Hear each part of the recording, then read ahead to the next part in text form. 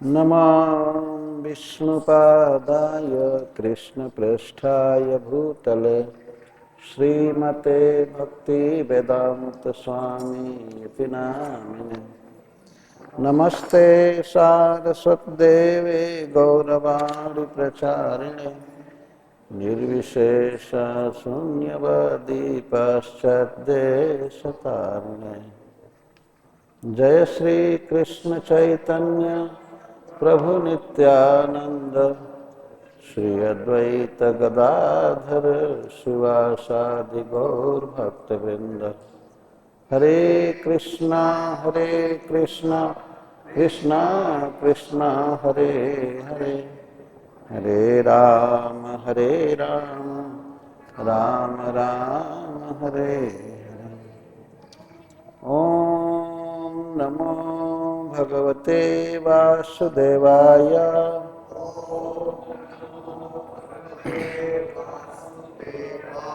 ओम नमो भगवते वासुदेवाय।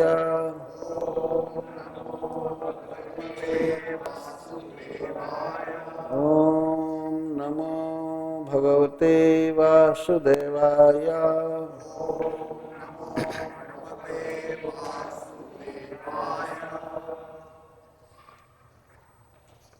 अध्याय 70। श्री शुक उवाच अथो सस्युपवृत्तायाम् कुक्कुटान् कूजतोषपन् गृहीतकण्ठ्यः पतिभिः माधव्यो विरहातुरः। श्री शुक उवाच अथो सस्युपवृत्तायाम् कुक्कुटान् कूजतोषपान् गृहीतकण्ठ्यः पतिभिः माधव्यो विरहातुरः। वयांसरोरुवन् कृष्णं बोधयन्तीव बन्दिनः गायत्सु अलिस्वनिद्राणि मन्दारवनवायुभिः मुहूर्तं तं तु वैदर्भी नामृष्यदति शोभनम्। परिरम्भणविश्लेषात् प्रिये बाह्वन्तरं गता ब्राह्मे मुहूर्त उत्थाय वारुपस्पृश्य माधवः दध्यौ प्रसन्नकर्णः आत्मानं तमसः परम्। एकं स्वयं ज्योतिरनन्तमव्ययम् स्वसंस्थया नित्यनिरस्तकल्मषम् ब्रह्माख्यमस्योद्भवनाशहेतुभिः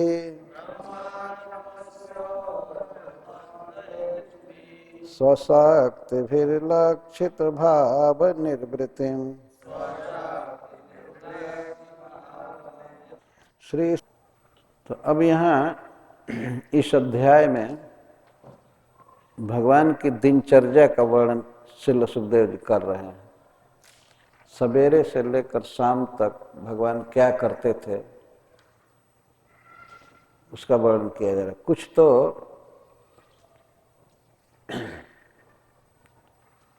नित्य नैमित्तिक कर्म होते हैं,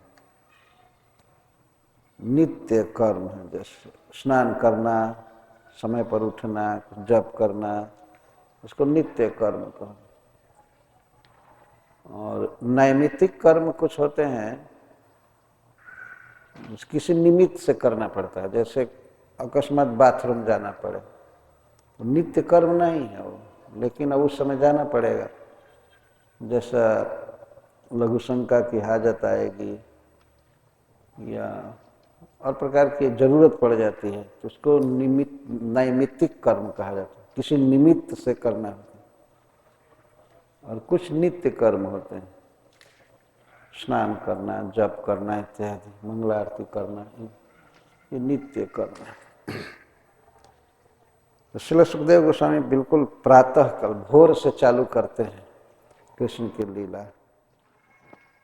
अथ उषसी उपवृत्तायाम, उषा काल के निकट आने पर, उपवृत्ता का चालू होने पर, उषा काल अर्थात प्रातः काल, यहाँ उषा काल से तात्पर्य है लगभग 4 बजे, सूर्योदय से 1.5 घंटा पहले के काल को ब्राह्म मुहूर्त कहा जाता है। 1.5 घंटा पहले सूर्योदय से, उस समय लगभग 4 बजे कुक्कुट बोलते हैं। कुक्कुट का अर्थ होता है मुर्गा।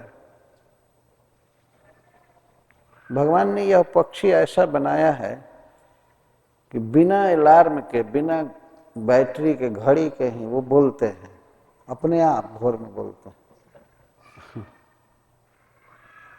और कुछ लोग मुर्गे की बोली सुनकर के ही जग जाते हैं, समझ जाते हैं कि भोर हो गया, ब्राह्म मुहूर्त चालू हो गया। तो मुर्गों की बोली सुन करके भगवान की पत्नियां मुर्गों को गाली देना चालू करती, क्योंकि जानती हैं कि इनकी बोली सुनकर के हमारे प्रियतम बेड से उठ जाएंगे और जाएंगे नित्य कर्म, स्नान वगैरह।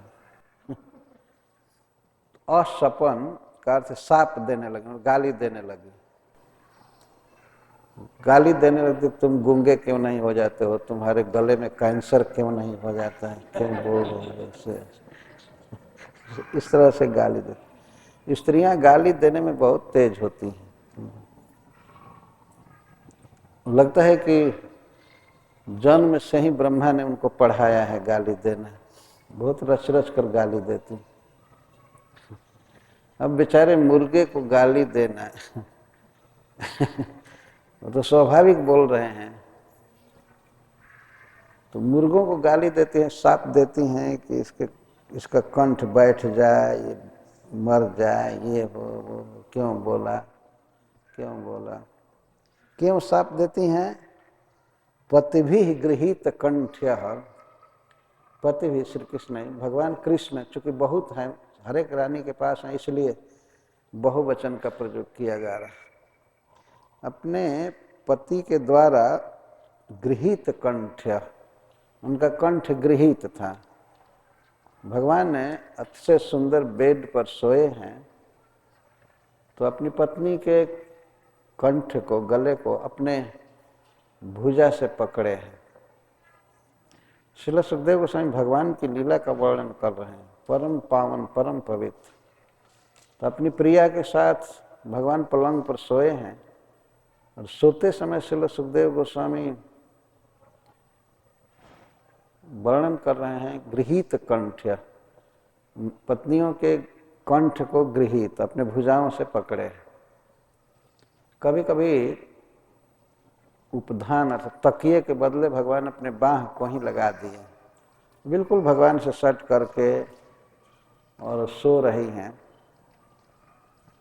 तो मुर्गे के बोलने पर बिरहातुरा, बिरहातुर हो गई कि अब कृष्ण सेपरेट हो जाएंगे, चले जाएंगे दूसरे कार्य में, इससे वो बहुत व्याकुल हो जाती है। भगवान के संग, भगवान से दूर होने की कल्पना होते ही वो बहुत दुखी हो जाती। श्री कृष्ण आनंदमय हैं, चिन्मय हैं, दिव्य हैं। जब उनकी भक्ति करने वाला व्यक्ति उनकी भक्ति को नहीं छोड़ सकता है, तो जिसके साथ सोए हैं वो कैसे व्यक्ति त्याग कर सकता है उनका। इस संसार में जब जड़ शरीर को, नाशवान मायामय शरीर को ही आदमी दूर नहीं करना चाहता है, एक दूसरे से लोग निपटना चाहते हैं, तो जहाँ साक्षात सच्चिदानंद घन भगवान जिसकी भुजा में हैं या वो जिसकी भुजा में है, उन भुजाओं का त्याग कैसे कर सकती हैं। बड़े बड़े राजा महाराजा अपना राज्य छोड़कर वन में जाते हैं, किसके लिए? कृष्ण को खोजने के लिए। और वही कृष्ण जिसको पति के रूप में प्राप्त हैं और अपनी दिव्य बाहों से उसके कंठ को पकड़कर सो रहे हैं, वो स्त्री कैसे छोड़ सकती है भगवान को? अतः परंतु ऐसा होता था कि मुर्गा के बोलते ही भगवान उठ जाते थे बेड से। एक गृहस्थ का आदर्श चरित्र भगवान सिखा रहे हैं। कितनी भी कोई प्रिया हो, चाहे वो कितना भी संपर्क चाहे, आलिंगन चाहे, लेकिन पति का कर्तव्य है कि वो भोर में उठ ही जाए, त्याग कर देना चाहिए। किसके लिए?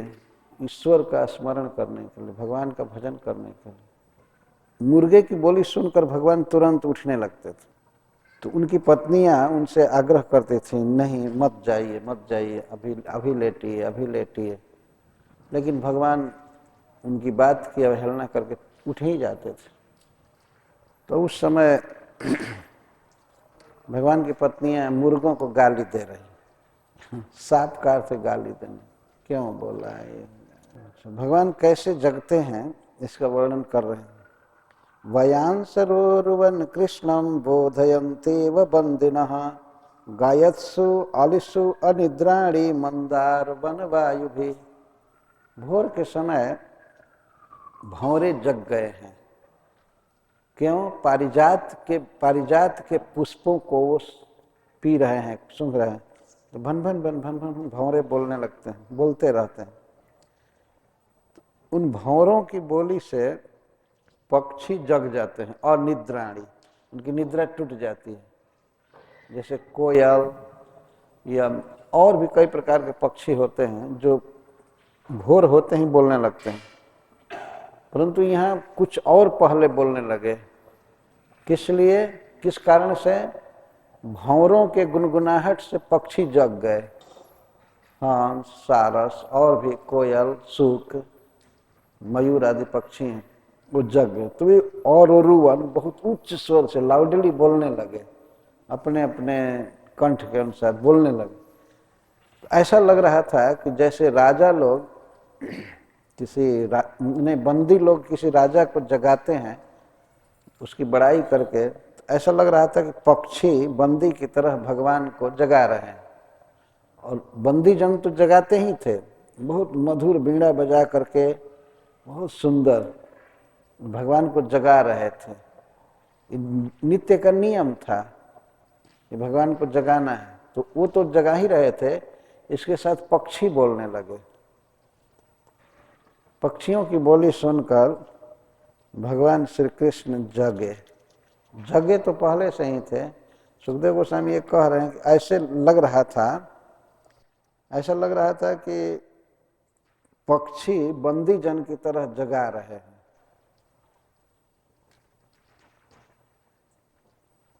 कम से कम हम लोगों को अपना बंदी तो सीडी रखना चाहिए, टेप रिकॉर्डर या ये अलार्म, वो जगा दे। कभी भक्त लोग रखते हैं, सीधे भगवान का कीर्तन चालू हो जाता है ऑटोमेटिक। यहाँ तो टेक्नोलॉजी बहुत एडवांस्ड है।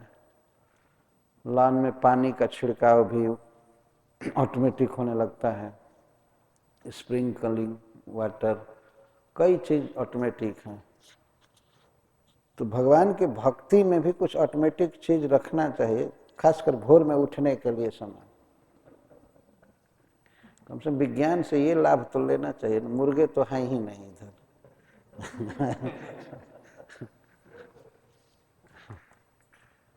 बात यह है कि जगना हो तब ना, पहले तो संकल्प होना चाहिए कि हमें जगना है। कभी कभी आदमी अलार्म लगाता है कि जगेंगे, और जब अलार्म बजता है तो वही जो लगाया है अलार्म वही बंद कर देता है, फिर सो जाता है। इतना मनुष्य का मन धोखेबाज है। शाम को निश्चय करता है कि आज निश्चित इस टाइम पर जगूंगा, लेकिन वो अलार्म को बंद कर देता है बोलने पर। मैं सोचता है अच्छा और 5 मिनट सो लूँ, और 10 मिनट सो लूँ। मन बहुत धोखेबाज है, मन कहता नहीं थोड़ा और सो लो, 10 मिनट बीतने पर कहता थोड़ा और सो लें, और कुछ देर के बाद कहेगा वही मन, अब तो मंगला आरती का समय बीत चुका, अब जग कर क्या करेंगे। वही मन सेम जिसने अलार्म दिया, अब तो टाइम बीत गया, अब जाकर क्या करेंगे, तो सो। तो पहले तो निश्चय होना चाहिए, निश्चय करना चाहिए कि हमें जगना ही है। ये गृहस्थों का कर्तव्य बताया जा रहा है। ब्रह्मचारी और सन्यासी को तो सोना ही नहीं चाहिए, उनको तो घर द्वार छोड़े है इसलिए कि 24 घंटे भजन करेंगे, फ्री हैं, कोई जिम्मेवारी नहीं। अधिक से अधिक जप करना, अधिक से अधिक पाठ करना, दर्शन करना। पर गृहस्थों के जिम्मे बहुत काम है, उन्हें सोना बहुत जरूरी होता है। अतः परंतु कितना सोएं, 4 बजे जग जाना चाहिए। अब देख लेना चाहिए कि हमें अगर 6 घंटा सोना है तो 4 से पहले मतलब 10 बजे सो जाना चाहिए मैक्सिमम, अगर 6 घंटा सोना चाहते हैं। गृहस्थों के लिए 6 घंटा जरूरी है सोना, ज़्यादा नहीं सोना चाहिए। सोना एक बेकार जीवन बिताना है। जब 6 घंटे में आराम मिल जाए, जितने घंटे में आराम मिल जाए शरीर को उतना ही सोना चाहिए। ज़्यादा सोना जीवन को बेकार बिताना है। न तो आदमी घर का काम करता है, न भजन करता है, ऐसे मरे हुए पड़े रहता है। तो सोना एक बेकार टाइम बिताना है। तो ऐसा लग रहा था जैसे पक्षी बंदी जन की तरह जगा रहे हैं। वास्तव में द्वारका के जितने भी पक्षी हैं वे भगवान के पार्षद हैं। वो पक्षी के रूप में भगवान को जगाने की लीला कर रहे हैं, चिन्मय है सब। खास करके भगवान की पत्नियां कभी नहीं चाहती थी कि भगवान हमसे दूर हों। भोर की बात छोड़ दीजिए, दिन में भी सुधर्मा सभा में जब भगवान चले जाते थे तो उस समय उनका एक एक पल युग के समान बीतता था। यही सोचते थे कब घर आएंगे, कब घर आएंगे, कब घर आएंगे। लेकिन जनता के हित के लिए भगवान सुधर्मा सभा में बहुत सी योजनाएं बनाते थे, प्लान बनाते थे। तो एक स्त्री का वर्णन किया जा रहा है, विदर्भ देश के राजा की पुत्री रुक्मिणी के द्वारा अन्य सारी स्त्रियों का वर्णन इसमें समझ लेना चाहिए। मुहूर्तम तंतु वैदर्भी महाराज भीष्मक की पुत्री रुक्मिणी उस मुहूर्त को बहुत बुरा मान रही थी। ब्राह्म मुहूर्त को सबसे बुरा मानती थी। नाम ऋषद अति शोभनम, जबकि ब्राह्म मुहूर्त अति शोभनम सबसे बेस्ट समय है मनुष्य के हित के लिए। सबसे अच्छा समय 24 घंटे में जो ब्राह्म मुहूर्त है, सूर्योदय से 1.5-2 घंटा पहले समय प्रारंभ होता है सूर्योदय तक, उसको ब्राह्म मुहूर्त कहते हैं। ब्रह्म से ब्राह्म बना हुआ है। ब्रह्म का अर्थ है भगवान श्री कृष्ण, विष्णु भगवान, और उनका काल है, वो उनका काल है। उस समय में केवल भगवान का भजन करना चाहिए। उसमें इंद्रियां समाहित रहती हैं, मन भी एकाग्र रहता है। रात में आदमी सोया है तो इसलिए मन शांत रहता है, सब कुछ। उस समय भगवान की भक्ति कर लेने पर दिन भर उसका नशा रहता है।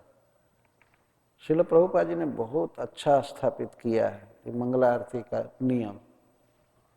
उसका नाम ही है मंगला आरती, इसलिए कि जो मंगला आरती करे तो दिन भर उसका मंगल होता है, और नहीं करने पर अमंगल होता है। तो मंगला आरती है। परंतु मंगला आरती का समय भगवान की पत्नियों के लिए, रुक्मिणी के लिए सबसे खराब लगता था। न अमृष्यत, अमृष्यत का अर्थ सहन नहीं कर सकते, उसको सहन नहीं कर पाती थी भोर का समय। वो चाहती थी कभी भी भोर आवे ही ना। जैसे हमारे प्रियतम हमारे पलंग से, हमारी भुजाओं से दूर न जाएं। प्रिय बाहुवंतरम गता, अपने प्रियतम पति के बाहों के बीच में आई हुई रुक्मिणी परिरंभ विश्लेषात, परिरंभ आलिंगन छूट जाएगा भोर में, ये सोच करके भोर को कभी नहीं पसंद करती थी। ये कभी ब्राह्म मुहूर्त आवे नहीं। यह कहा जाए कि अगर कोई ये प्रश्न करे कि क्यों ऐसा सोच रही थी, इतने सुंदर समय को वो क्यों ऐसे चाहती थी कि सो करके बितावें, लेकिन ध्यान रखिए किसके साथ सोती हैं। आप जिसका मंगला आरती कर रहे हैं उसको लेकर बाहों में सो रही हैं, तो फल तो वो पा रही है, क्यों चाहे कि दूर जाए। सब कुछ छोड़ करके, सारी साधना करके कृष्ण को पाया जाता है, और वही प्रियतम श्री कृष्ण जिसको पति के रूप में प्राप्त हैं, वो चाहे ब्राह्म मुहूर्त हो चाहे कोई काल हो, क्यों चाहेगी कि दूर हो। ब्राह्म मुहूर्त में किया जाता है, भगवान का ध्यान किया जाता है, कीर्तन किया जाता है। तो वो तो कीर्तन किया, भगवान को डायरेक्ट अपने भुजाओं में ली थी, परमानंद घन भगवान को, क्यों चाहेगी कि दूर चले जाए। यह बिल्कुल स्वाभाविक। सुखदेव गोस्वामी कहते हैं कि तम अति शोभनम मुहूर्तम वैदर्भिम न अमृष्यत, उस अति सुंदर अति ऑस्पिशियस समय को भी वैदर्भी सहन नहीं करती थी, क्योंकि वही समय ऐसा था जबकि अपने प्रियतम श्री कृष्ण के भुजाओं के आलिंगन से बिछोड़ना पड़ता था। जो स्त्री भगवान के बाहों में है वो कितना सुखनी होगी, कितना आनंद में होगी, क्यों त्यागना चाहेगी। तो ब्राह्म मुहूर्त को अति शोभनम श्रील सुखदेव गोस्वामी कहते हैं। 24 घंटे में जो वो काल है वो सत्वगुण का समय होता है, सत्वगुण का समय। हम देखे हैं कभी कभी बॉम्बे में रहने पर समुद्र के किनारे टहलने जाते हैं।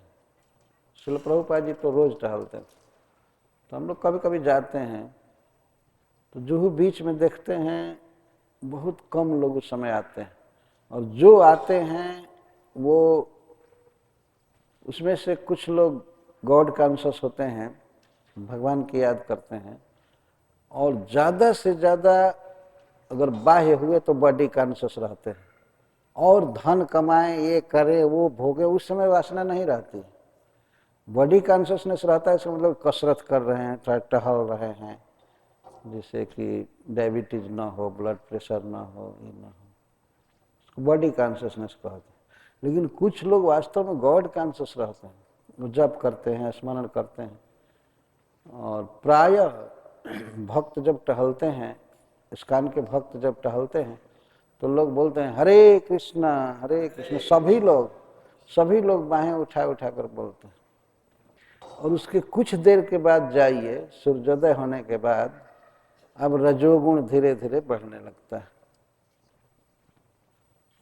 बहुत से लोग जुटते हैं, और शाम होते होते महारजोगुण तमोगुण छा जाता है।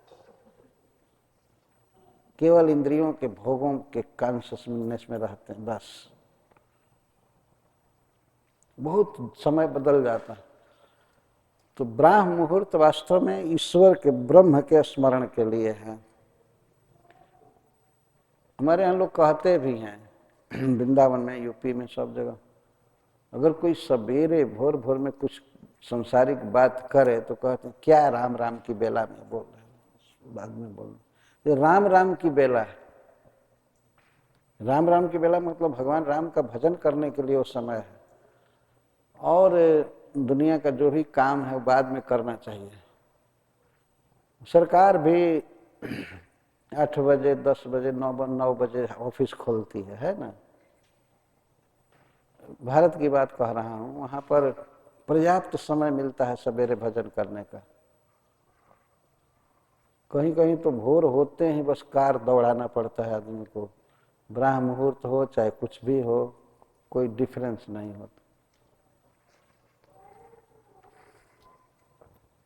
तो उस अतिशय सुंदर समय से लाभ उठाना चाहिए। ब्राह्म मुहूर्त को आप सूर्यास्त के समय कभी नहीं ला पाएंगे। कोई व्यक्ति सोचे कि कहीं हम टहल रहे हैं पार्क में या बीच में, तो भोर के समय को हम शाम के समय किसी भी उपाय से लौटा नहीं सकते। वो सोचें कि बॉम्बे बीच में ये भोर का समय जो है वो शाम को आना चाहिए, किसी के करने से कुछ भी नहीं होगा, वो रजोगुण तमोगुण का समय रहेगा ही, और वो समय अपने आप आता है ब्राह्म मुहूर्त। उस समय भजन कर लेना चाहिए, सुविधा रहती है। अगर उस समय कोई भक्ति नहीं करता है, मंगलारती नहीं करता, भगवान का जप नहीं करता, तो ये देखा गया कि उस समय अगर जप नहीं हुआ तो 16 माला दिन भर में नहीं हो पाता है, कई घंटा में नहीं होता है। ऐसा देखा गया है। हमारे भारतवर्ष में हमने देखा है, कलकत्ता में रोड पर ट्राम चलते हैं, ट्राम और बसें चलती हैं और सब चलते हैं, लेकिन ट्रक बंद रहते हैं, बड़े बड़े ट्रक दिन में नहीं चलते हैं। जो रास्ता प्रसिद्ध पथ है, तो क्या करते हैं कि वो लोग व्यवस्था रखे हैं, इतना से इतना बजे तक, 1 से 4 बजे तक 3 घंटा वो ट्रकों को मौका देते हैं। इस समय जितना निकलना हो निकल जाओ, हावड़ा से सियालदह की ओर, सियालदह से हावड़ा की ओर। उस समय लोग सोए रहते हैं, कारें बहुत कम चलती हैं, बस लगभग बंद हो जाती हैं, नहीं चलती, तो रोड खाली रहता है। उस समय ट्रक वालों को अवसर मिलता है, निकालो निकालो निकालो, बस 4 बजते हैं फिर बंद। तो अगर मान लीजिए कोई ट्रक कहीं खड़ा किया है और उस समय नहीं निकल पाया, तो अब अगले 24 घंटे के बाद अवसर मिलेगा उसको, इधर उधर स्टक रहेगा। जैसे ट्रक वाले जो होते हैं कि वो समय आवे और हम निकल जाएंगे, तो ऐसे ही भगवान की भक्ति में सुविधा देने के लिए भगवान ने ब्राह्म मुहूर्त बनाया है, उस समय अवश्य करना चाहिए। तो कोई सोचे कि नहीं समय सो लें, हम बाद में करेंगे 12 बजे या शाम को करेंगे, खाक कर पाए, कुछ नहीं कर सकता, बहुत कठिन हो जाता। जब ईश्वर हेल्प कर रहा है तो उससे लाभ उठाना चाहिए। पर भगवान की पत्नियों के लिए दूसरी बात, जब भगवान ही अपने गोद में है, भुजा में है, या उनके भुजा में वो है, तो क्यों चाहेगी कि भगवान दूर हो। इससे यह बता रहे सुखदेव गोस्वामी कि भगवान का संग इतना प्यारा है, इतना आनंदमय है कि कोई भी भगवान की पत्नी कृष्ण को अलग नहीं करना चाहती। तो श्री भगवान क्या करते हैं, ब्राह्मे मुहूर्ते उत्थाय वारिपस्पृश्य माधवः दध्यौ प्रसन्न कर्ण आत्मानं तमसः परम। ब्राह्मे मुहूर्ते उत्थाय, ब्राह्म मुहूर्त में उठकर, मतलब बेड से उठकर, पर्यंक से, और भगवान श्री कृष्ण आचमन करते हैं। आचमन का अर्थ है मुंह धोना और कुल्ला करना। यद्यपि भगवान के शरीर में इसकी कोई जरूरत नहीं है, परम शुद्ध हैं, परम पावन हैं,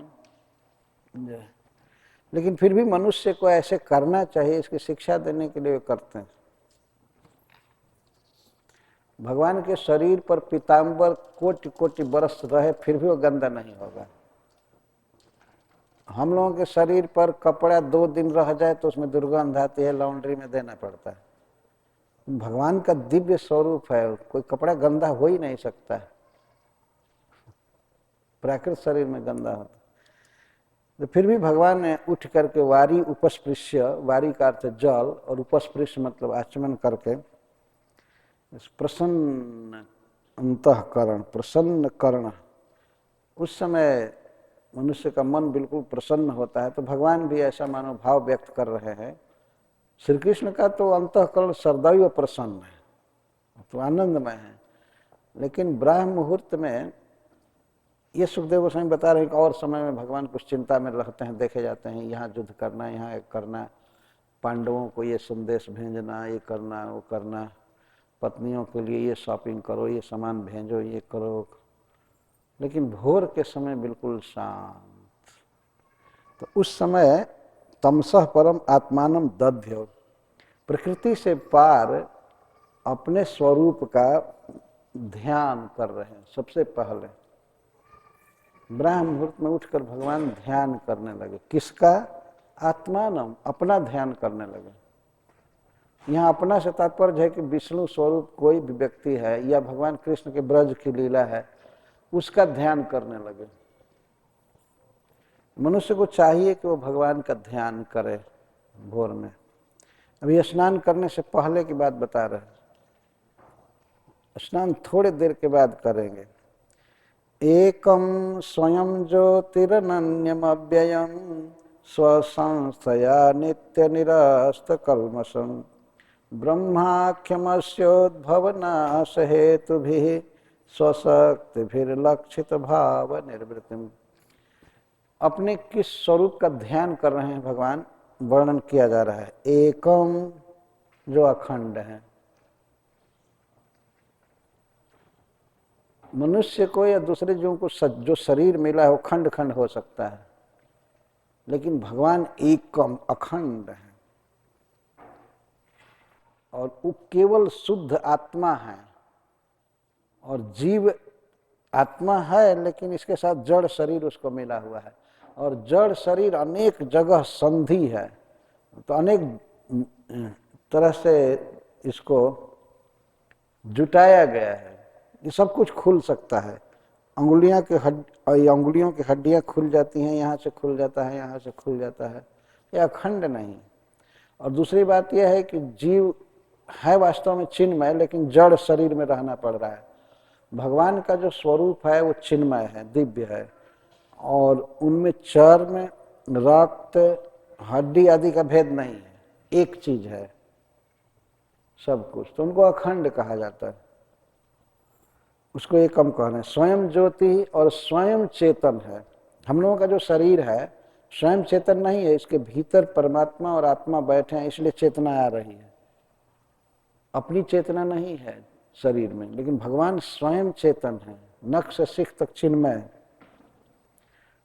अनन्यम, उनके जैसा कोई दूसरा नहीं है। न अन्यम अनन्यम, उनके समान अन्य कोई नहीं है किसी भी विषय में। अव्ययम, वे जगत के कारण हैं, सारा जगत उनसे उत्पन्न होता है, फिर भी उनमें व्यय नहीं है कुछ भी, अपक्षय, शून्य। पूर्ण में से पूर्ण को निकाल दिया जाए फिर भी पूर्ण बचे रहते। इतना जगत निकला है भगवान से, इतने बड़े बड़े पहाड़, आकाश, समुद्र और कितनी कितनी वस्तुएं ये कृष्ण से निकली हैं, लेकिन कृष्ण का वजन 1 ग्राम भी कम नहीं है, और न तो पतले हो जाते हैं। सब कुछ भगवान से निकलता है, लेकिन फिर भी वे अव्यय हैं। और स्वसंस्थया नित्य निरस्त कल्मषम, अपने स्वभाव से ही, अपने स्वरूप से ही वे माया के कल्मश से, माया के दोषों से बिल्कुल मुक्त हैं। कभी भी उन पर प्रभाव नहीं पड़ता है। जैसे सूर्य पर कभी भी अंधकार का प्रभाव नहीं पड़ता है, सूर्य नित्य प्रकाशमान है, उस तरह से भगवान नित्य आनंदमय है, नित्य पवित्र है। उन पर कल्मश, माया के काम, क्रोध, लोभ आदि का कभी असर नहीं हो पाता है। ब्रह्माख्यम, और उनको ब्रह्म कहते हैं। आख्या का अर्थ है संज्ञा, उनकी संज्ञा है ब्रह्म। और इस विश्व के उत्पत्ति, नाश और पालन के कारण हैं। कारणभूत अपनी शक्तियों के साथ वे नित्य रहते हैं। भगवान की अद्भुत शक्तियां हैं, अपने शक्तियों के साथ भगवान नित्य सत्ता विशिष्ट और आनंदमय रहते हैं। भाव का अर्थ है सत्ता, और निर्वृत्ति का अर्थ है आनंद। भगवान सदा आनंदमय हैं और सदा हैं सच्चिदानंद, नित्य हैं, रहेंगे, अनादिकाल से हैं, आगे भी रहेंगे, और हमेशा आनंदमय और चिन्मय, ज्ञानमय। इसको सच्चिदानंद को, सच्चित, सत और चित और आनंद, सच्चिदानंद। नित्य रहेंगे और नित्य ज्ञान उनका बना रहता है, ज्ञान घन है, ज्ञानमय है और आनंदमय है। तो ऐसे अपने स्वरूप का भगवान ध्यान करने लगे, अपना ही ध्यान कर रहे हैं जो प्रकृति से पार है। पलंग से उठ करके आचमन करके कुल्ला करके मुंह धोकर भगवान ध्यान कर रहे हैं। अथ आप्लुतो अम्भसी अमले जथा विधि, इसके बाद भगवान ने जथा विधि, जैसे स्नान की विधि है उस तरह से अम्भसी जल में स्नान किए। कहाँ स्नान किए? नल पर नहीं, अम्भसी। अम्भसी का अर्थ है सरोवर में। वहीं उनके घर के निवास के पास जो सरोवर है उसमें स्नान किए, बिल्कुल स्वच्छ पानी में। इसलिए अमले अम्भसी, जिस पानी में, अम्भ में मल नहीं है, अमल अम्भ, अमल जल, दिव्य निर्मल जल में भगवान स्नान किए। कैसे? जथा विधि, जो विधि बताई गई है स्नान की वैसे स्नान किए। विधि क्या है कि विधि में और सब, जैसे शरीर में पहले तेल लगाना और करना, मंत्र स्नान करना, क्या क्या ये सब जथा विधि स्नान किए। पहले कैसे स्नान करना चाहिए? स्नान में सबसे पहले सिर पर जल डालना चाहिए। सिर पर जल डालकर अगर शिखा है तो शिखा को खोल लेना चाहिए, खोल करके सिर धो करके शिखा बांध लेना चाहिए, बांधने के बाद फिर स्नान करना चाहिए। ये नियम। तो जो विधि है शास्त्रों में, उस विधि से भगवान स्नान किए। नियम में सबसे पहला नियम है स्नान। स्नान करना चाहिए, स्नान करने में आनंद आना चाहिए। कुछ लोग ऐसे हैं जो नहाने में बहुत आलसी रहते हैं, तो शरीर को धोकर साफ रखने में उनको बहुत मेहनत पड़ती है। मैं देखा है गांव में किसी गाय को या बैल को मकर संक्रांति के दिन खींचते ले जाते हैं नदी में, तो नहाना नहीं चाहते हैं जबरदस्ती उनको ले जाया जाता है। इसी तरह से कुछ लोग होते हैं, उनको कहिए नहाइए नहाए तो कहते हैं नहाने की क्या जरूरत है, बिल्कुल ठीक है। इस्कॉन के भक्त नहाने के लिए प्रसिद्ध हैं। मुझे एक घटना याद आ जाती है। मैं एक बार जैक्सनविल एयरपोर्ट पर बैठा था तो एक व्यक्ति मेरे पास आया, इस देश का एक व्यक्ति आया, तो मुझे पूछता है हु आर यू? तो मैं कहा कि I belong to ISKCON. What is ISKCON? तो पूछना व्हाट इज इस्कॉन? तो मैं कहा कि International Society for Krishna Consciousness. वो कुछ नहीं समझा। बाद में मैं जब बोल रहा था, थोड़ा थोड़ा जप कर रहा था, हरे कृष्ण कर रहा था, तो वो पूछता यू आर हरे कृष्ण? मैं कहा यस आई एम हरे कृष्ण। तब वो समझ गया, अच्छा हरे कृष्ण। वो कहा कि in your institution devotees take so many times bath. ऐसे कुछ कहा कि तुम्हारे संस्था में लोग बहुत बार स्नान करते हैं, बहुत स्नान करते हैं। मैंने कहा यस यस। तो मैं समझाया कि पुजारी को 3 बार स्नान करना पड़ता है और कम से कम 2 बार तो सबके लिए, गृहस्थ हो चाहे कुछ भी, 2 बार स्नान करते हैं। तो वो कहा कि तुम्हारी संस्था में लोग बहुत नहाते हैं, तो इतना नहाने की क्या जरूरत है, इतना स्नान करने की क्या जरूरत है? मैं समझाया कि शरीर शुद्ध करने के लिए बार बार इसको पानी से धोना जरूरी है, समझाया। तो उसके कथनानुसार इस्कॉन के भक्त प्रसिद्ध है स्नान करने के लिए। तो स्नान करना एक आनंद का जीवन है, पर कुछ लोगों के लिए स्नान करना पनिशमेंट जैसा मालूम होता है। वो सोचते हैं ये तो सजा दी जा रही है, हम भोग रहे हैं। स्नान में आनंद लेना चाहिए। जीवन में, मनुष्य जीवन में पहला नियम जो है वो स्नान है। स्नान के बाद ही सारे नियम चालू होते हैं, भगवान की पूजा और सब। तो स्नान करने में आनंद आना चाहिए। उधर गांव में एक जाति है, छोटी जाति मनुष्यों की, तो वो लोग अपने को बहुत अच्छा मानते हैं इसलिए कि उन्हें स्नान नहीं करना पड़ता है। तो कोई घर में लड़का गलती कर देता है तो उसके माता पिता कहते हैं, देखो कोई बहुत बड़ा पुण्य था, तप किए थे कि भगवान इस वंश में जन्म दिए हैं, नहाना नहीं पड़ता है, और गलती करोगे ना तो भगवान ब्राह्मण में जन्म दे देंगे, नहाते नहाते मर जाओगे। ब्राह्मण में जन्म मिलना एक अभिशाप है, एक दंड है। गलती मत करो, नहीं तो ब्राह्मण में जन्म हो जाएगा, बहुत बार नहाना पड़ेगा। वो लोग समझते हैं कि हमको नहीं नहाना पड़ रहा है, हमारा सौभाग्य है। स्नान में आनंद लेना चाहिए। देखिए भगवान इस जगत में आकर सिखा रहे हैं, पहले पहल स्नान करना चाहिए। 24 घंटा प्रारंभ होने स्नान। अथ आप्लुत अंभसी अमले, अमले अंभसी आप्लुत। आप्लुत का अर्थ जल में डूबकर स्नान करना है। आप्लुत सबसे श्रेष्ठ स्नान वास्तव में वो स्नान है, सारा शरीर भींगे बढ़िया से, जथा विधि, जो विधि है उसके अनुसार स्नान की। क्रियाकलापम परिधाय वाससी चकार।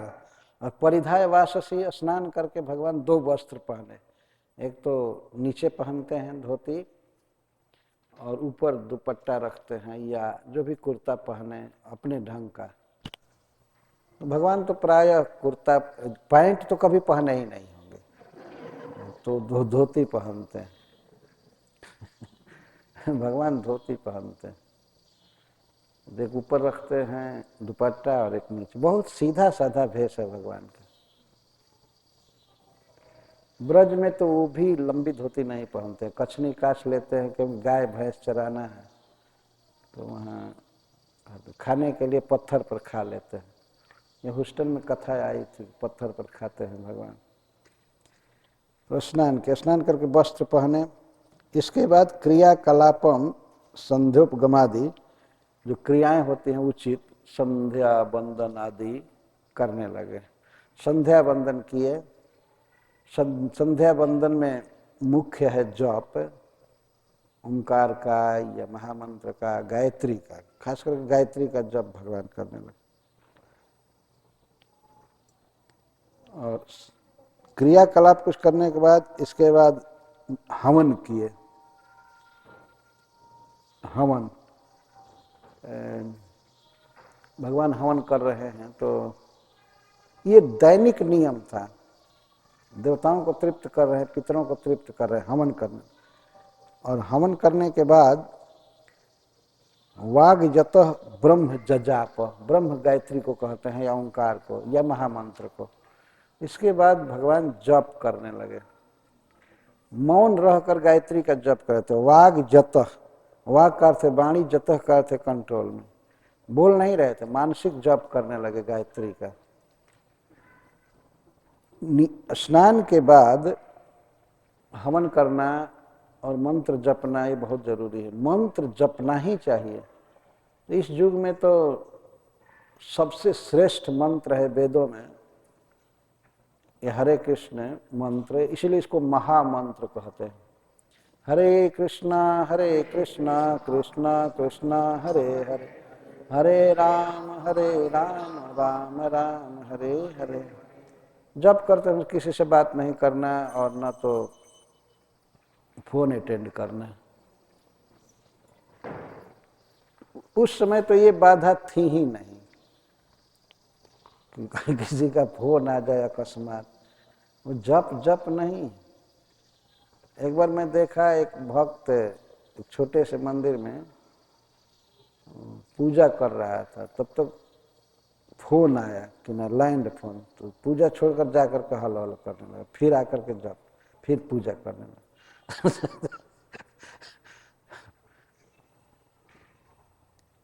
ऐसा नहीं होना चाहिए। जब कर रहे तो कर रहे हैं, भले थोड़ी देर करे, लेकिन उस समय कोई बीच में हाय हलो ना करे। भगवान ने शिक्षा दे रहे हैं जप करने में। उपस्थायार्कम उद्यंतम तर्पयित्वात्मनः कलह देवान ऋषीन् पितॄन् वृद्धान् विप्रान् अभ्यर्च्य चात्मवान्। कब तक जप किए भगवान? सूर्योदय तक। सूर्योदय होने के पहले ही वे खड़े हो गए और खड़ा होकर के उद्यंतम अर्कम उपस्थाय, उगते हुए सूर्य को प्रणाम किए। पूरा जमीन पर लौटकर सूर्य को प्रणाम कर रहे। सूर्य देव को नमस्कार करने से मनुष्य के आंखों की ज्योति ठीक रहती है और उम्र बढ़ती है। और जो सूर्योदय के समय सोए रहते हैं उनकी आंख तो सबसे पहले चौपट होती है और उम्र भी कुछ माइनस कर दी जाती है। इसलिए सूर्योदय के समय उठ जाना चाहिए, सूर्य को नमस्कार करना। जगत के आंख उगे हुए हैं, जगत चक्षु सूर्य को कहा जाता है, सबको प्रकाश देने के लिए, आलोक देने के लिए उगते हैं। वही जगत के ईश्वर हैं, उन पर सबका जीवन है। तो उनके मंडल के भीतर भगवान नारायण को देखकर नमस्कार करना चाहिए। भगवान श्री कृष्ण उगते हुए सूर्य को नमस्कार किए और इसके बाद देवताओं को तृप्त किए। तृप्त करने का मतलब है देवताओं को सुख देने वाला काम किए। देवताओं को, ऋषियों को, पितरों को और वृद्धों को, वृद्धों से तात्पर्य है ज्ञानियों को या उम्र में जो वृद्ध है, ब्राह्मणों को प्रणाम किए। सबको प्रणाम कर रहे हैं। देवताओं को, आसपास देवालय है तो देवताओं के मंदिर में जा जाकर प्रणाम किए, या अपने घर में जो डीटी रखे हैं देवताओं की, भगवान की, उसको प्रणाम किए। ऋषियों को प्रणाम, पितरों को प्रणाम, वृद्धों को, ब्राह्मणों को प्रणाम किए, जो कि ये सब भगवान के ही एक्सपेंशन है। सुखदेव गोस्वामी कहते हैं सब कृष्ण से निकले हैं। अपने इंद्रियों को बस में रखने वाले, अपने मन को बस में रखने वाले भगवान सबको प्रणाम किए।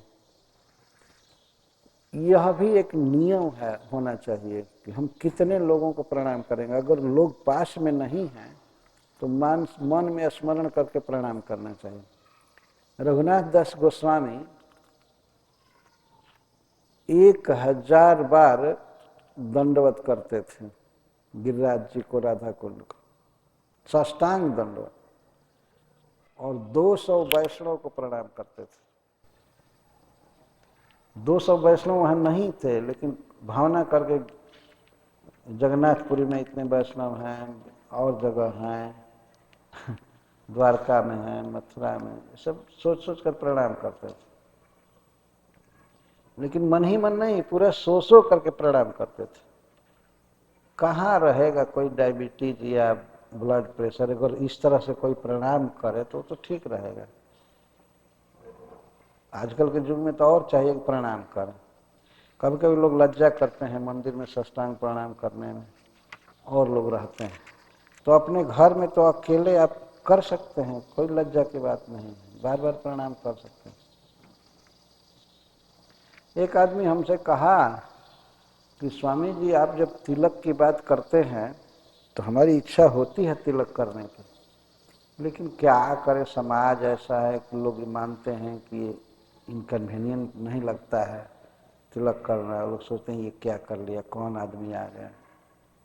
हमने कहा ठीक है, तो आप समाज में मत कीजिए, घर पर कीजिए, और समाज में करना हो तो 11 तिलक खूब मोटा मोटा बनाइए, बड़ा बड़ा, और कपड़े से ढक लीजिए, कुर्ता पहन लीजिए। 11 तिलक करने में कोई लज्जा नहीं है ना। और 1 तिलक पानी से कर दीजिए, 12। और सोते समय घर में 12 तिलक खूब अच्छा से करके सोइए। बात यह है कि अगर करना चाहे आदमी तो बहुत मौका मिल सकता है ना। सोते समय खूब तिलक पोत करके सोना चाहिए, क्या हर्ज हो जाएगा। और ऑफिस जाए तो 11 तिलक खूब मोटा मोटा करके जाए।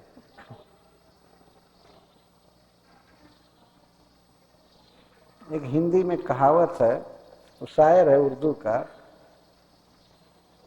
कोई स्त्री अपने पति से कह रही है या अपने प्रेमी से कह रही है उसने कहा था कि ठीक है मैं रात को आऊँगा तुम्हारे पास, तो नहीं आया। उसको आना था नहीं वास्तव में, ऐसे ही कह दिया था। तो नहीं, दिन में आने को कहा था, सॉरी मैं भूल रहा, दिन में आने को कहा था, मैं मिलूंगा, भेंट करूंगा, ये दूंगा वो करूंगा, नहीं आया, काम का बहाना कर दिया और कहा कि दिन में हमें फुर्सत नहीं मिली, ये नहीं मिला। तो स्त्री कहती है, दिन में न आए तो क्या रात न थी, सच कहो कि मंजूर मुलाकात न थी। अरे दिन में नहीं आए, नहीं फुर्सत मिली, तो क्या रात नहीं थी? ये कहो कि तुमको मिलना नहीं था, तो रात में क्यों नहीं आए? मिलना तो था ना। उसी तरह से कुछ लोग हैं जिनको तिलक करना है नहीं, तो बहाना बना लेंगे, कैसे करें, लोग का लाज है। ये लोग की लाज है तो 11 तिलक करने में क्या लाज? बताइए, कर सकते हैं ना, रात भर दिन भर तिलक कर सकते हैं 11, और कभी कभी 12 तिलक करना चाहिए अपने घर पर। ये तिलक श्रृंगार है आत्मा का, वास्तव में भगवान के लिए बहुत प्रिय है। ये जो तिलक हम लोग करते हैं, ये श्री गोपी जनों का श्री विग्रह है। भगवान के विरह में वे एक तालाब में कूद करके अपना शरीर छोड़ी थी, तो उनका शरीर ही घुल करके तिलक बना हुआ है। तो वैष्णव लोग बड़े आदर से गोपियों के श्री विग्रह को, देह को धारण करते हैं अपने ललाट पर, अपने शरीर, और तिलक बनाकर इस शरीर को भगवान को अर्पित करते हैं, भगवान का मंत्र पढ़ करके, ओम श्री केशवाय नमः। ये जो 2 लकीर है, वास्तव में मंदिर की 2 दीवारें हैं, इसको हरि मंदिर तिलक कहते हैं, और इस पे भगवान के श्री विग्रह को बैठाया जाता है। ओम श्री केशवाय नमः, श्री केशव को प्रणाम है, वे यहाँ विराज। पेट पर, नाभि पर ओम श्री नारायणाय नमः तिलक बना कर बोलते हैं। वक्षस्थल पर श्री माधवाय नमः, कंठ में श्री गोविंदाय नमः। उसके बाद दाहिने कोख पर, पेट में पार्श्व में बोलते हैं श्री विष्णवे नमः, विष्णु भगवान को बैठे। और बाह के नीचे यहाँ पर श्री मधुसूदनाय नमः, और इस यहाँ ऊपर श्री त्रिविक्रमाय नमः। बाएं पेट पर श्री वामनाय नमः, और यहाँ श्री श्रीधराय नमः, और ऊपर बाह पर श्री हृषिकेशाय नमः, और श्री पद्मनाभाय नमः, कटी में श्री दामोदराय नमः। इस तरह से 12 मूर्ति बैठाते हैं हम लोग अपने शरीर पर। यह शरीर दिव्य हो जाता है, भगवान को अर्पित किया जाता है। तिलक धारण करना और कंठी बांधना बहुत जरूरी है। तुलसी जी वो भगवान की बहुत प्रिय है। जो व्यक्ति कंठ में तुलसी धारण करता है तो भगवान उसको अपना मानते हैं। जैसे कोई स्त्री विवाहिता है तो अपने मांग में, सिर में कुमकुम सिंदूर धारण करती है, तो इस तरह से वैष्णव लोग तुलसी धारण करते हैं और तिलक धारण करते हैं। जीव का यही सबसे श्रेष्ठ अलंकार, सबसे श्रेष्ठ ऑर्नामेंट यही, कंठी और तिलक। और जीभ पर यदि भगवान का नाम है तब तो कहना ही क्या। हरे कृष्णा कृष्णा कृष्णा हरे हरे, हरे राम राम राम हरे हरे।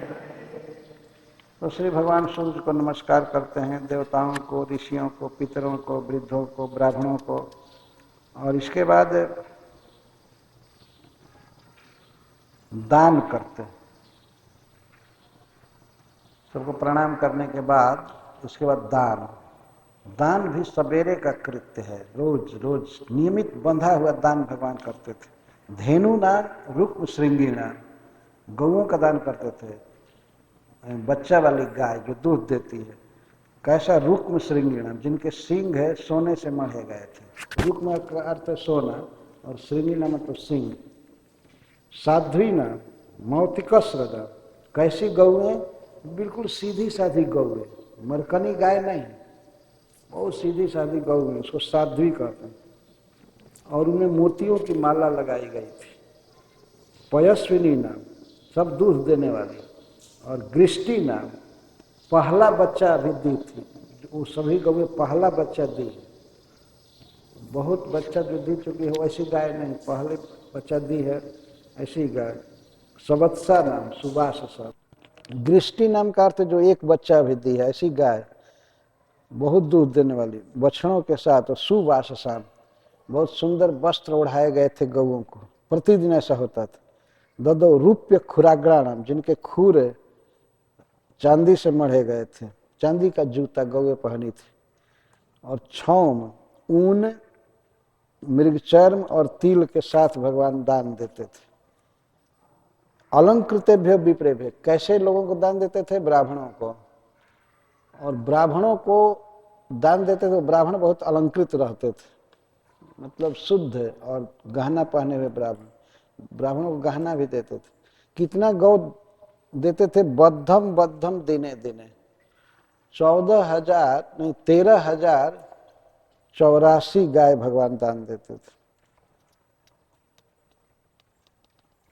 13,084, 13,084 गाय रोज देते थे नियम से। वहीं सब गौएं नहीं आ जाती थी, जहां तहां सजा करके रखी जाती थी और वहां से ब्राह्मण ले जाते थे। गोविप्र देवता वृद्ध गुरुन् भूतानि सर्वशः नमस्कृत्यात्म संभूतिर्मंगलानि समस्पृशत्। इसके बाद भगवान स्पेशल प्रणाम करते थे गौओं को, गाय को प्रणाम करते थे। ये सब प्रणाम के विषय हैं। आजकल तो आदमी प्रणाम करना चाहे ऐसे ऐसे शहर में तो गाय मिलेगी ही नहीं, भले कुत्ता मिल जाएगा घर घर में, गाय मिलना कठिन है ना। कुकुर तो सवेरे मिल जाएंगे, पार्क में भी जहां तहां कुत्ता लेकर के लोग घूमते रहते। पर पहले गौएं सुलभ रहती थी, तो गाय को प्रणाम किए, गौओं को प्रणाम, विप्रों को, देवताओं को, वृद्धों को, गुरुओं को, और भूतानी सर्वस, और सभी जीवों को भगवान प्रणाम करते थे। सभी जीवों के हृदय में भगवान रहते हैं, इसलिए प्रणाम करना चाहिए। तो पहले प्रणाम किए गौओं को, ब्राह्मणों को, देवताओं को, वृद्धों को, गुरुओं को, और इसका सर्वस्व भूतानी, सभी जीवों को प्रणाम करते हैं। कभी कभी संघ के रूप में प्रणाम किया जाता है। ये कोई कहे कि इतने जीव हैं, कितना देर लगेगा प्रणाम करने में, इस समुदायवाचक प्रणाम हुआ, सभी जीवों को प्रणाम है। जैसे कभी कभी हम लोग हवन करते हैं तो कहते हैं सर्वेभ्यो देवेभ्यो नमः स्वाहा, सारे देवताओं को नमस्कार है स्वाहा।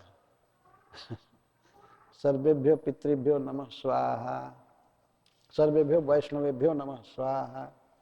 ये जातिवाचक है, एक बार में सब सारे जीवों को नमस्कार, एक दंडवत सबके लिए भगवान करते थे। नमस्कृत्य आत्मसंभूति, जबकि सब इनके ही स्वरूप है, इनकी विभूति हैं। और मंगलानि समस्पृशत्, इसके बाद भगवान बहुत शुभ चीज का स्मरण करते, स्पर्श करते थे, मंगल चीज का स्पर्श करते थे सवेरे सवेरे। ये सब पूजा करके प्रणाम करके, तो मनुष्य को चाहिए कि सवेरे सबसे अच्छी चीजों का वो स्पर्श करे, मंगल चीज का स्पर्श करना चाहिए। यह नहीं कि सवेरे जगा और बस सिगरेट पीना चालू किया, तो पियो लेकिन थोड़ा बाद में, अभी सवेरे नहीं। सवेरे मंगल चीज का स्मरण करना चाहिए। मंगल चीज क्या क्या है? कई भागवत की टीका में लिखा गया है, जैसे घी का स्पर्श करना, घी बहुत मंगलमय द्रव्य है, नारियल का स्पर्श, इस तरह कुछ मंगलमय चीजें हैं। और केला का स्पर्श करना, खास करके भगवान के जो विग्रह होते हैं जैसे शालिग्राम जी हैं, ये सब बहुत दिव्य मंगल की चीजें हैं, उनको प्रणाम करना, देखना, छूना।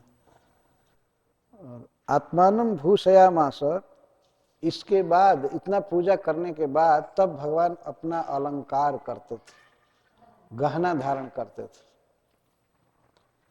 नरलोक विभूषणम, कैसे शरीर पर गहना धारण करते थे? जो भगवान का रूप मनुष्य लोक में विभूषण है, सबसे श्रेष्ठ, सबसे सुंदर रूप है, उस पर वासो भी भूषण है। भगवान अपना कपड़ा और अपना भूषण, अपना गहना धारण करते हैं, श्री आई। इसका अर्थ है कि भगवान के समान गहना और भगवान के समान वस्त्र दूसरे का किसी का नहीं है। जैसे गहना में कौस्तुभ मणि रोज धारण करते हैं, कौस्तुभ मणि कोई किसी के पास है ही नहीं, केवल भगवान के पास। और पीताम्बर आदि जो धारण करते हैं, वो 1 मीटर पीताम्बर बेचा जाए तो सारी दुनिया बिक जाएगी और उसका दाम नहीं चुकेगा, इतना महंगा भगवान का कपड़ा है। एक तो चिन्मय है और इतना सुंदर है, इतना सुंदर है कि कुछ भी करके वो नहीं जुटाया जा सकता है। एक बार की घटना है, अकबर बादशाह वृंदावन में आया था हरिदास ठाकुर से मिलने के लिए। हरिदास ठाकुर जो बांके बिहारी जी को प्रकट किए हैं, बहुत अच्छा गाते थे, बहुत अच्छा। तानसेन उनका शिष्य था, जो ग्वालियर से था। तो तानसेन अकबर के 9 रत्नों में से एक था, तो अकबर को गीत सुनाया करता था, बहुत सुंदर गाया, बहुत सुंदर गाता था। तो अकबर एक बार कहा कि तानसेन, क्या तुम्हारे समान कोई और भी गा सकता है, इतना सुंदर गाते हो? तो तानसेन ने कहा कि सरकार, हमसे हजारों गुना बेटर गाने वाले एक संत हैं वृंदावन में, हमसे हजारों गुना ज्यादा अच्छा गाते हैं। तो वो पूछा कौन है, कौन है वो? तो बताए तानसेन जी कि हमारे गुरु महाराज हरिदास स्वामी हैं। तो उसको उत्कंठा हुई अकबर को सुनने की कि गीत सुनो। तो लेकिन तानसेन ने कहा कि आपको वो सुनाएंगे ही नहीं, क्योंकि वो भारत का राजा था अकबर, आपको नहीं सुनाएंगे। कैसे सुनाएंगे? तो कहा कि मैं चलूंगा आपके साथ और मैं अपने गुरु महाराज से भेंट करूंगा और कहूंगा कि ये राग मैं भूल गया हूं, तो उसको गाना चालू करेंगे हमको बताने के लिए, तो आप सुन लीजिएगा कहीं कुंज में छिप करके। आप अगर कहें कि हमको सुनाओ, नहीं सुनाएंगे। तो गया अकबर, पीछे छिप गया निधिवन में, एक कुंज के भीतर। और तानसेन जी गए, वो कहे कि गुरु महाराज एक राग गाने नहीं आ रहा है, थोड़ा भूल रहा हूँ। तो उन्होंने कहा कि ठीक है, गाओ जरा देखो। तो भगवान कृष्ण के ही बारे में वो लीला था, पद था। तो तानसेन गा रहे थे, जानबूझकर बिगाड़ दिए। तब हरिदास स्वामी ने कहा ठीक है, तानपुरा दो।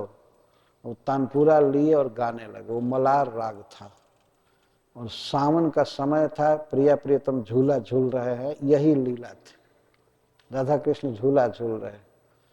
हरिदास स्वामी जब तानपुरा बजा कर गाना चालू किए तो तुरंत बादल आ गए और वर्षा चालू हो गई, वर्षा चालू हो गई, एकदम जैसे झूला का दृश्य होता है।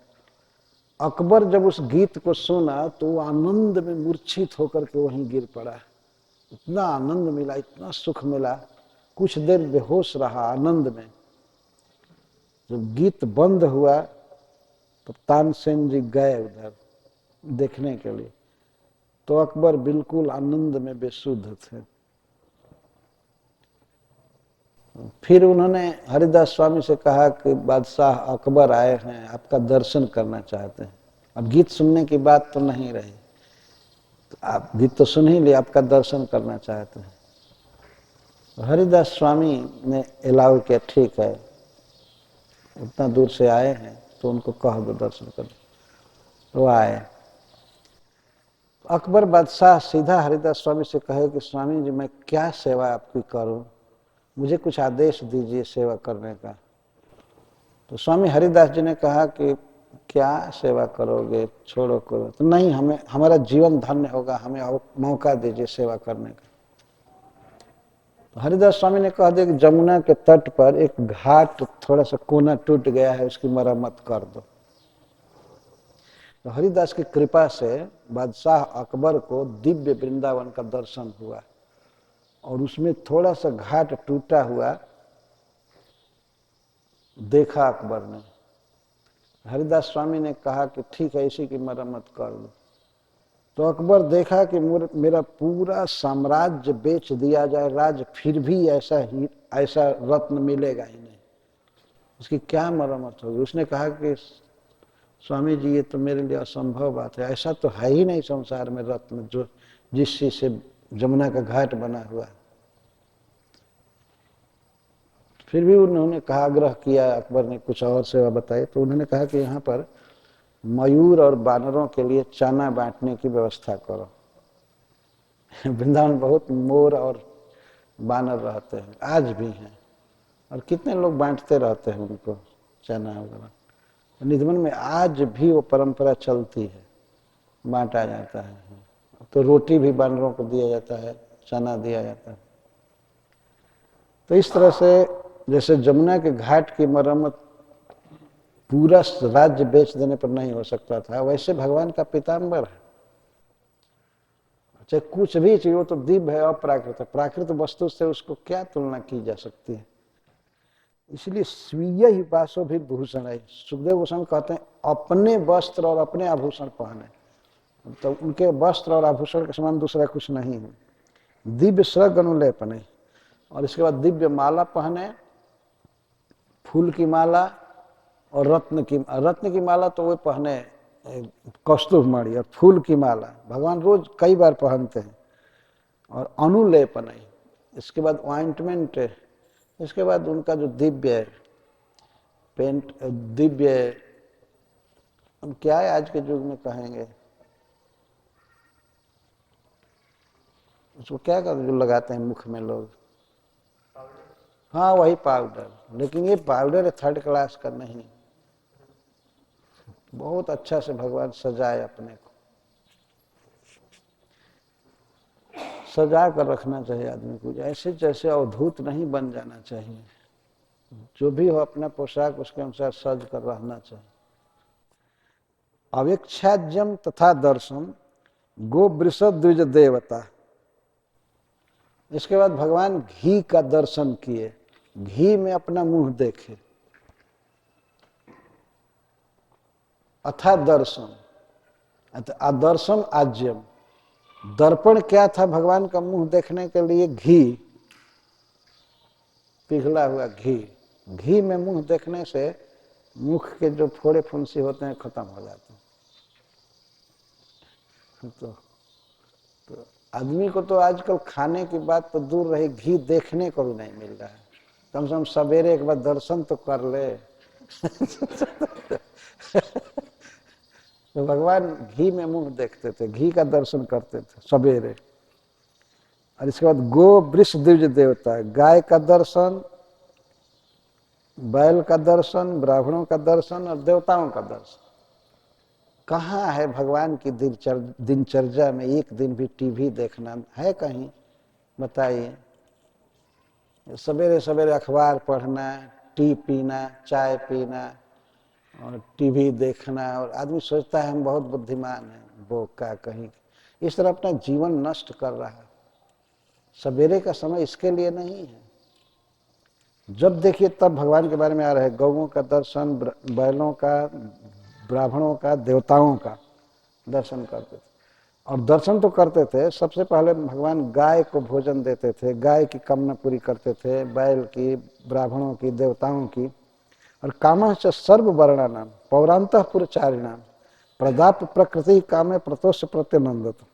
जिसको जो चीज चाहिए सबको भगवान देते थे, गौओं को, बैलों को, देवताओं को, ब्राह्मणों को, और सभी वर्ण के लोगों को, जो उनके नगर में रहते थे चाहे उनके अंतःपुर में रहते थे।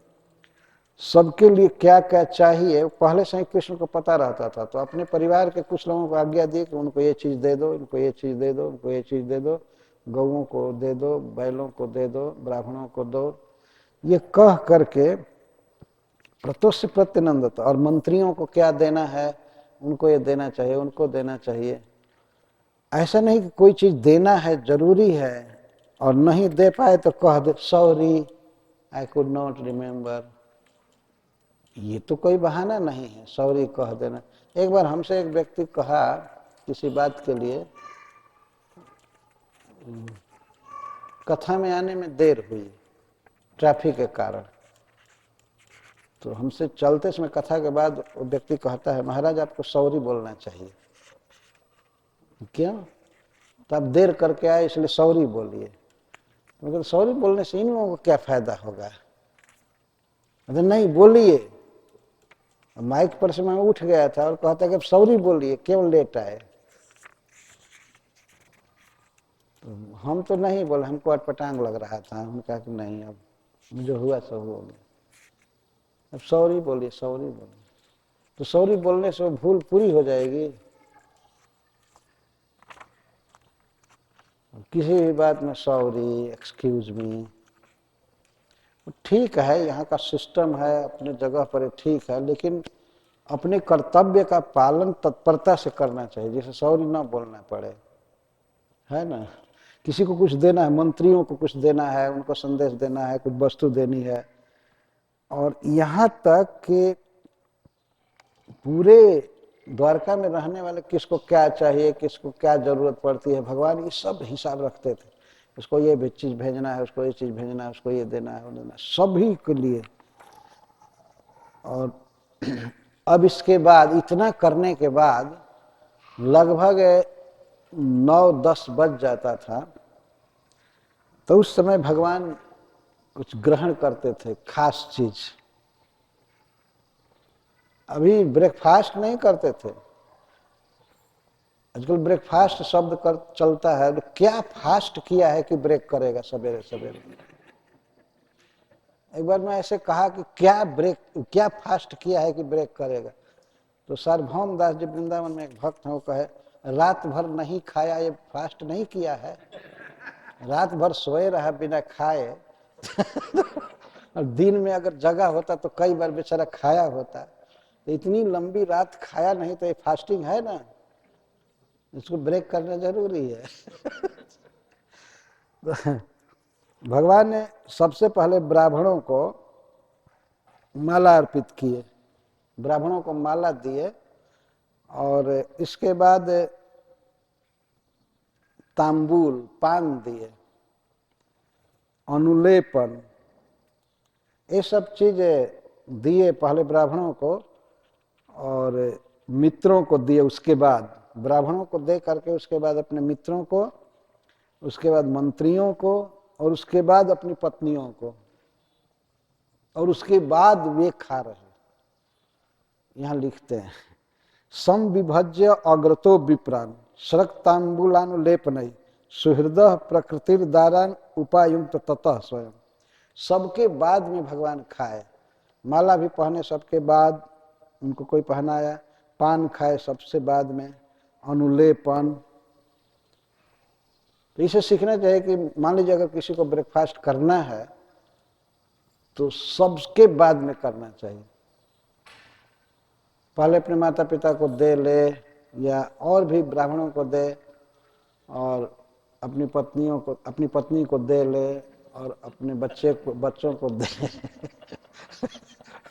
एक बार एक बात याद आ गई, एक व्यक्ति आए थे तो अपनी पत्नी के साथ आए थे, तो मैं देख रहा था, मैं थोड़ा सस्पिशन में था कि ये स्त्री कौन है इनके साथ, तो मैं बोल नहीं रहा था। हमारी दुविधा को समझ गए। कहते हैं, महाराज मेरी धर्म पत्नी है। तो मैं कहा, कोई अधर्म पत्नी भी है क्या? ये तो धर्म पत्नी है। वहाँ बहुत हंसी हुई। पत्नी कहे तो सीधा समझ में आ ही जाता है, तो विशेषण लगावे कि ये धर्म पत्नी है, तो इसका मतलब कोई कोई अधर्म पत्नी भी लेकर चलता है। है? तो पहले पत्नी को देना, हमारे मुख से पत्नियां निकल गया। तो भगवान की तो बहुत पत्नियां थीं, लेकिन आजकल के युग में तो अपनी पत्नी को देना चाहिए पहले। अब पत्नी का कर्तव्य क्या होगा वो तो उस अवसर पर बताया जाएगा। पति को चाहिए कि पहले पत्नी को दे, बच्चों को दे, माता पिता को पहले दे, ब्राह्मणों को दे, माता पिता को दे, पत्नी को दे, बच्चों को दे, और सबके बाद में खाए। ऐसा भोजन जो व्यक्ति करता है तो उसके सारे पाप नष्ट हो जाते हैं। नियम है वास्तव में। खाने में सबसे पीछे और भजन में सबसे आगे रहना चाहिए। भक्ति करने में आगे रहना चाहिए और खाने में पीछे।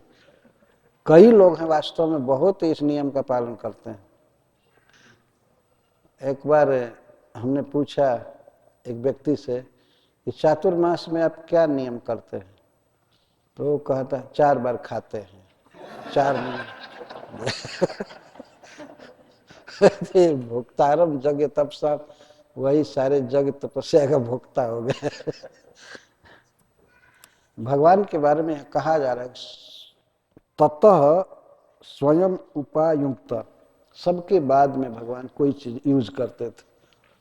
माला पहनाना है तो पहले प्रसादी माला ब्राह्मणों का पहले अपने पत्नियों को दिए, मंत्रियों को दिए, पत्नियों को दिए, और यहाँ बच्चों को दिए बात नहीं आई है, क्योंकि लगता है कि भगवान को अभी बच्चा कोई हुआ नहीं था उस समय का वर्णन नहीं हुआ था। सॉरी, नारद जी तो ये देखे थे कि भगवान अपने पुत्रियों का और पुत्रों का विवाह कर रहे हैं, उसके बाद की ही बात बताई जा रही है। तो सबको दिए भगवान, सबको खिला लिए, जो भी सवेरे सवेरे का था। अभी खाने का जिक्र नहीं आया, भोजन करने का। इसका मतलब कि इतना जल्दी पहले के लोग खाते नहीं थे, अब तो केवल खाओ खाओ खाओ खाओ, ये ब्रेकफास्ट, लंच, डिनर, और उसके बीच में भी ये खाओ ये खाओ। बहुत ज़्यादा खाने पर जोर देता है, उसी को खां साहब कहते हैं। खान, बहुत खाना खाना खाना। बहुत ज़्यादा खाने वाले की आयु कम हो जाती है। तो भगवान खाए नहीं, कुछ हल्का चीज लिए होंगे। पान खाने का तो उल्लेख है। ये जो भी हो, आज के अनुसार सोचा जाए तो ब्रेकफास्ट किए तो पहले दूसरों को दिए। तावत सूतोपानीय स्यंदनम परमाद्भुतम सुग्रीवादैर्हैर्युक्तम प्रणम्यावस्थितो ग्रतः। ऐसा भगवान कर रहे थे तो बिल्कुल टाइम पर, लगभग 10 बजे दारुक जी जो भगवान के सारथी थे, ड्राइवर रथ के, वे रथ को ला करके खड़ा किए भगवान के भवन के बाहर एक जगह। उसमें 4 घोड़े जूते थे, चारों के नाम थे। पहले युग में पशुओं के सबके अलग अलग नाम होते थे, जैसे आदमी हैं लेकिन आदमी के अलग अलग नाम हैं। तो 4 घोड़े थे, उनके नाम थे शैब्य, सुग्रीव, मेघपुष्प और बलाहक। भगवान के रथ के चारों घोड़े इस तरह से नाम वाले थे। तो भगवान के सूत अथवा सारथी दारुक ला करके रथ रखे और खड़े हो गए। कहाँ खड़े हुए थे? ये ध्यान देने की बात है। 16,108 घर से भगवान चलेंगे और रथ है एक। अब जब सुधर्मा सभा में जाएंगे तो एक होकर जाएंगे, निकलेंगे 16,000 घर से, 16,000 पत्नियां विदा देंगी उसकी। और वो चाहती नहीं थी कि जाएं, ये चाहती नहीं थी। आगे वर्णन सुखदेव गोस्वामी कहते हैं। लेकिन प्रत्येक घर से भगवान निकलते थे, निकल करके अलग अलग निकलते थे, लेकिन कोई देखता नहीं था। रथ पर अकेला एक होकर बैठते थे और सुधर्मा सभा में जाते थे। और उधर से आने पर एक खास जगह पर अपने अपने घर में भगवान उतरते थे। कोई जानता नहीं था कि उस घर में भी गए, उस घर में भी गए। 16,000 घरों में हो जाते थे। पत्नियों के पास जब जाते थे अपने अंतःपुर में, घर में, तो 16,000 होकर, एक एक पत्नी के लिए एक एक रूप बनाकर। न इसको दारुक जानते थे, न वसुदेव जी जानते थे, न अक्रूर जी जानते थे, न बलराम जी जानते थे। नहीं, बलराम जी तो जानते हो, सॉरी बलराम जी जानते होंगे, वो तो साक्षात भगवान है। ये भगवान कृष्ण की लीला है। जब वो जाने लगे रथ पर, जब घर से निकल रहे थे, तो सुखदेव गोस्वामी कहते हैं इक्षितंतः पुरस्त्रीणाम सबृण प्रेम वीक्षित ही कृच्छ्राद विशिष्टो निर्गात जात हासो हरन मनः। अपनी पत्नियों के द्वारा वो देखे जा रहे थे, इतना वो रोने लगी थी। हम कैसे रहेंगे इतने घंटे तक, आप सुधर्मा सभा में रहेंगे। पत्नियों के लिए भगवान का वह वियोग असह्य हो रहा था। तो भगवान को बार बार देख रही थी, देख रही थी। अलग अलग घर में। तो वहाँ से किसी तरह से उसने छोड़ा। भगवान ने कहा कि बहुत जरूरी काम है सभा में, आज ये काम करना है, ये काम करना है। जादुओं का मीटिंग चलता था, बहुत बड़े बड़े काम होते थे सुधर्मा सभा से। तो बहुत कठिनाई से भगवान का त्याग किया। मैंने जाने को कहा कि ठीक है जाइए, लेकिन तुरंत आइए, तुरंत आइए। तो भगवान आश्वासन दे करके अभी हम आ रहे हैं, अभी आ रहे हैं, चले गए। बहुत कठिनाई से, लज्जा से युक्त प्रेम पूर्ण तिरछी चितवन से स्त्रियां भगवान को देखती थी और यही भाव व्यक्त करती थी कि अब शीघ्र आइए, शीघ्र आइए, हम आपके बिना मर जाएंगे, जी नहीं सकते हैं। तो सबका मन हरते हुए भगवान गए, रथ पर बैठे। घर, सभी घरों से निकल करके और उस रथ पर बैठ रहे। रथ भी बहुत हो गए थे घर घर में, लेकिन सुधर्मा सभा में जाते समय एक रथ, एक कृष्ण, एक सारथी बस।